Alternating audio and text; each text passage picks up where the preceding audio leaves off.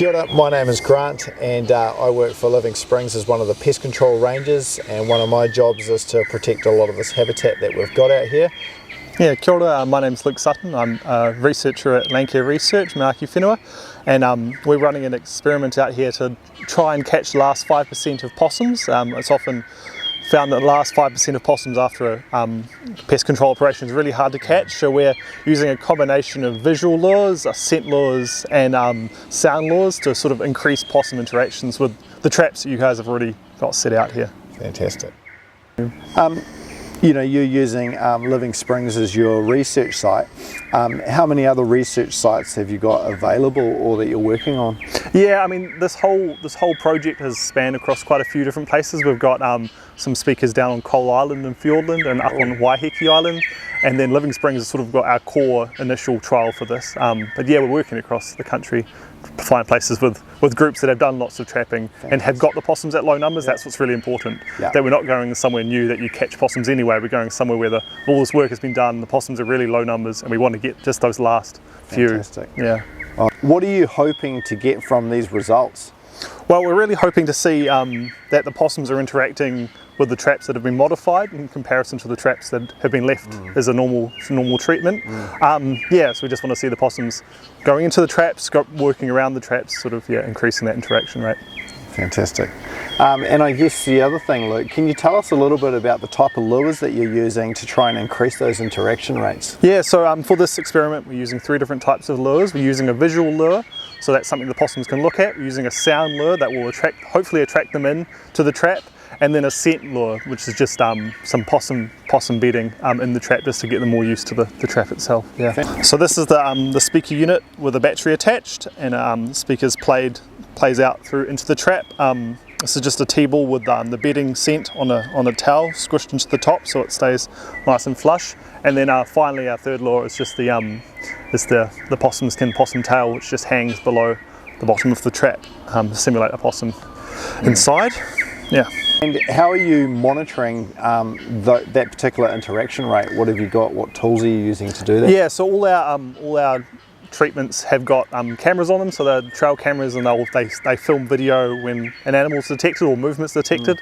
So hopefully we'll review all the footage and see what the animals are doing around the traps. Fantastic.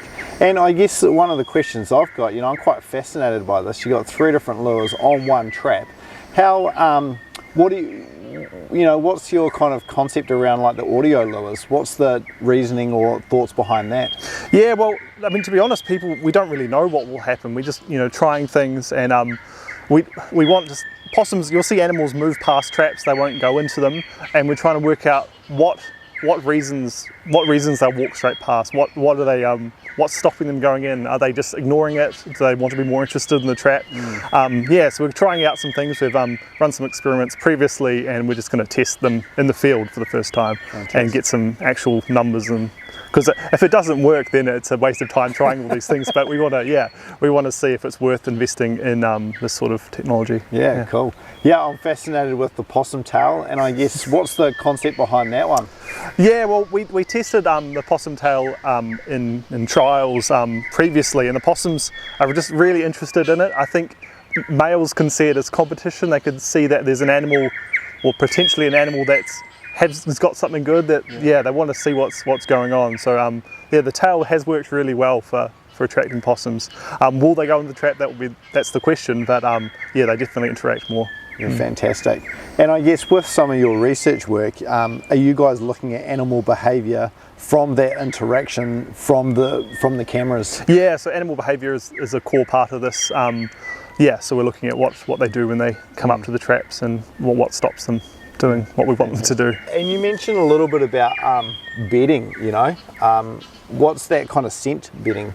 Yeah, so the scent bedding has come from captive possums, and they just live on a towel, and we've just taken that scent, the oils from their skin and things like that, just living happily. And we just cut that up and squish it into a T-ball, and it just it sort of simulates a den, and something that they're familiar with. Or alternatively, it's competition. It could be they could be smelling a different animal they haven't smelt before, and that just leads them to investigate what's going on. That's cool. Yeah, so you talked about audio lures. Can you just describe a little bit more about how the audio lure works? Yeah, so we have custom built speakers that every 15 minutes they'll play a sound, and we're using possum copulation, we're doing a possum fight sound and a juvenile possum sound. And the juvenile possum sound is just a baby possum screeching, and that's been really effective in some of our trials previously. So we're going to try that as well, yeah. What kind of range do you think the possums would be able to hear that audio noise from? Yeah, so we're not really sure. So this is set sort of as just sort of quiet speaking volume. So we don't want to scare the possums away, but we want local possums to come in. It's a bit of a guessing game of how that will work, but yeah, we've got it set just as speaking volume. And I guess one of the other things that people might ask is, you know, we've got Sentinels and Trapinators, they're very much single set traps. What's your intentions behind using those type of traps versus more automated traps? We just wanted to test something that is regularly available and that people have. So Sentinels and Trapinators are common tools for controlling possums, and yeah, just testing it on what's standard across the country.